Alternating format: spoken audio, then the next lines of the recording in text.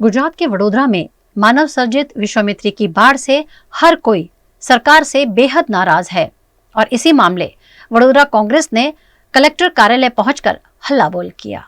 गुजरात के वडोदरा में विश्वामित्री की बाढ़ को कांग्रेस द्वारा भाजपा सर्जित बताया जा रहा है। भारतीय जनता पार्टी को इस बाढ़ का सीधा दोषी मानते हुए वडोदरा कांग्रेस द्वारा बड़ी संख्या में कांग्रेस के नेता और कार्यकर्ताओं के साथ कलेक्टर कार्यालय पर जमकर हल्ला बोल किया गया। भीषण बाढ़ से वडोदरा के नागरिकों को आई परेशानी के बदले उन्हें आर्थिक सहायता दिए जाने की मांग की गई। साथ ही बाढ़ के जिम्मेदार लोगों पर कानूनी कार्यवाही तक की मांग की गई। इस दौरान कांग्रेस के नेताओं ने कलेक्टर कार्यालय परिसर में ही फ्लोर पर बैठकर धरना प्रदर्शन किया और भाजपा और सरकार के खिलाफ जमकर नारेबाजी की।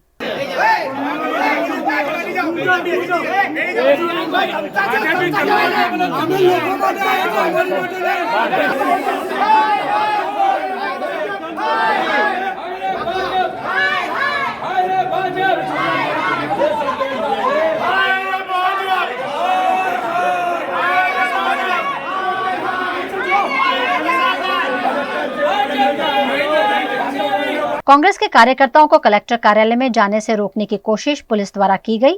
इस मौके पर पुलिस और कांग्रेस कार्यकर्ताओं के बीच जमकर घर्षण देखने मिला। सिर्फ 5 ही लोगों को कलेक्टर के पास जाने की अनुमति मिलने के बावजूद सारे कार्यकर्ता पुलिस के साथ घर्षण कर कलेक्टर कार्यालय में घुस गए और मामले पर ठोस कार्यवाही की मांग की।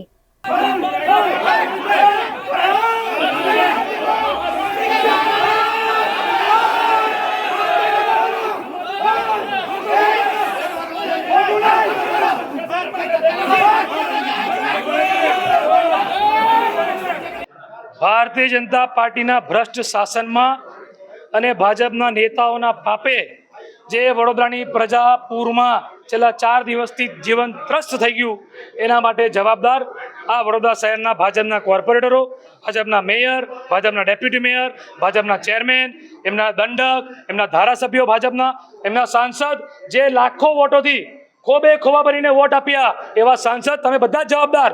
કારણ કે આ વડોદરામાં પૂર પહેલી વખત નથી આવ્યું। આ વિશ્વામિત્રીના જે વહેણ વડોદરામાં પહેલી વખત બહાર નથી આવ્યો। 2005 હોય, 7 હોય, 19 હોય કે મહિના પહેલા 2024।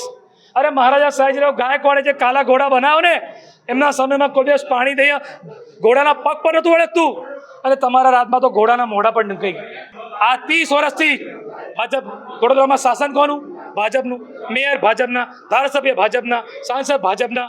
તો ભાઈ સયાજીના ધારાસભ્ય કેવુરભાઈ રોકડિયા તમે શું કર્યું?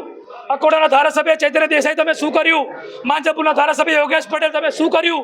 અરે વડોદરા સિટીના ધારાસભ્ય મનીષાબેન તમે શું કર્યું? અને જે ભાજપના દંડક એટલે મોનિટર બાળુભાઈ શુક્લા તમે શું કર્યું? તમારું કામ આ ગુજરાતમાં કાયદો અને વ્યવસ્થા સાચવવાનું છે। તમારું કામ અડધી રાત્રે આવીને સફાઈ જોવાનું નથી। સફાઈ કરાવવા માટે વડોદરામાં પ્રજાએ ભાજપના કોર્પોરેટરોને વોટ આપ્યા અને એ પણ મોદી સાહેબનો ચહેરો જઈને આપ્યા। કોઈ વડોદરાની પ્રજા ભાજપના પોતાના વોટ કોર્પોરેટરને નથી ઓળખતી, નામ નથી ખબર નામ। અને આર્થિક સહાયના નામે વડોદરાની પ્રજાની મજાક ઉડાવો છો। 100 રૂપિયા કેશ ડોલ, શરમ નથી આવતી? 100 રૂપિયા કેશ ડોલ અને 18 વર્ષથી નીચેના છોકરાઓને 60 રૂપિયા। શરમ કરો। તમે ભ્રષ્ટાચારથી આ સ્માર્ટ સિટી કરીને આ વડોદરામાં સ્માર્ટ ભ્રષ્ટાચાર કરીને તમારા ટેકનોક્રેટ મેયરો કરોડપતિ અબજોપતિ થઈ ગયા। દુબઈમાં ને ઓસ્ટ્રેલિયામાં પ્રોપર્ટી છે। આર્થિક સહાય કરો। 25,000 આ મોંઘવારીમાં 2500માં શું થાય? ઘર વખરીનો સામાન 25,000 થી 50,000 રૂપિયા આપવા પડશે। લાખો રૂપિયાનું નુકસાન થયું છે। ટીવી, ફ્રીજ, પંખા, વોશિંગ મશીન અને ઘર વપરાશની વસ્તુઓ, ચોખા, એક વર્ષના અનાજ આપણા મધ્યમ વર્ગના લોકો ભરે છે। મધ્યમ વર્ગના લોકો એક વર્ષના અનાજ ભરે છે। અનાજ બગડી ગયા, સડી ગયા। નાના છોકરાઓ રડતા હતા, દૂધ નતું મળતું। મારી માતાઓ બહેનોને 2 ટાઈમ પીવાનું પાણી ના મળે। વરસાદના પાણી ને ગટરના પાણી લોકોના ઘરમાં પહોંચી ગયા। પણ તમારામાં પાણી નથી કે વડોદરાની પ્રજાને 2 ટાઈમ પાણી આપી શકો? અમારા 2-4 મુદ્દા છે। જે રીતે વડોદરા શહેરમાં માનવ સર્જિત જે પૂર આવ્યું, જેની અંદર સાયરન નથી વગાડ્યું, કોઈને જાણ નહીં કરી, અડધી રાત્રે પાણી છોડી દીધું, જેના લીધે 10-12 માણસ તો મરી ગયા, પણ એની સાથે સાથે લોકોની ઘર વકરી, ગરીબ માણસોને ભાગવું પડ્યું। એક માળ સુધી પાણી ભરાઈ ગયું। નાના નાના બાળકો જે દૂધ પીતા હતા એમને દૂધ ના મળ્યું 5 દિવસ સુધી, લાઇટો કપાઈ ગઈ, પાણી નથી મળ્યું, દૂધ નથી મળ્યું, ખાવાનું નથી મળ્યું. આવો અંધેર વહીવટ, અંધેર તંત્ર,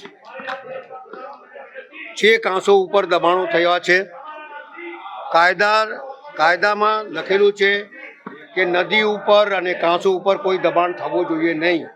તો અહીંયા બેઠા બેઠા 30 વર્ષથી તમારું શાસન છે, તો ઊંધા ચશ્મા પહેરીને બેસી રહેલા ભાઈ તમે લોકો કે જે દબાણ થવા દીધું, કારણ કે દબાણ બી કોઈના ઈશારેથી થયું હશે. સરકારમાં બેઠેલા લોકો, જો તમે આવી રીતે બિલ્ડરોને છૂટ આપશો, તમારા મળતિયાઓને તમે કોન્ટ્રાક્ટર બનાવશો અને આ વડોદરાનો સત્યાનાશ કરશો, તો તમે જ જવાબદાર છો. એક રજૂઆત સરકારી જમીનના દબાણો માટે હતી.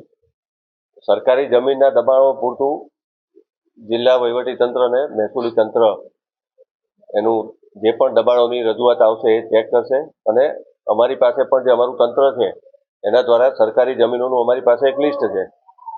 તો એનું અપડેટ, મતલબ કે આજની સ્થિતિએ ત્યાં કોઈ દબાણ છે કે કેમ, અને દબાણ હોય તો એ લેન્ડ રેવન્યુ કોડની જે કાયદામાં પ્રસ્થાપિત જે છે પ્રક્રિયા, એ પ્રક્રિયા અનુસરીને કરવાનું થશે.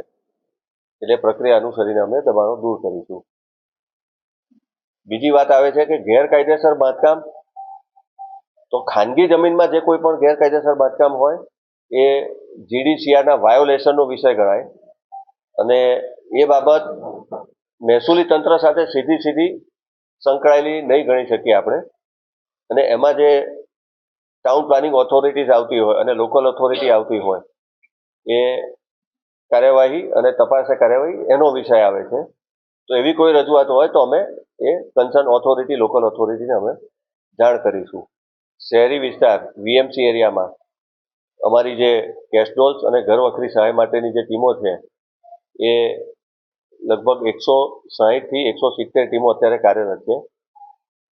2 વ્યક્તિઓની અત્યારે ટીમ બનાવી છે. પછી મકાન નુકસાનનું જે સર્વે હશે એમાં એક ટેકનિકલ વ્યક્તિને જોડવામાં આવશે. પણ આ પહેલા ઘર વખરી અને કેશડોલ્સનો જે સર્વે પૂરો થાય એના પછી મકાન નુકસાનનું સર્વે કરવામાં આવશે.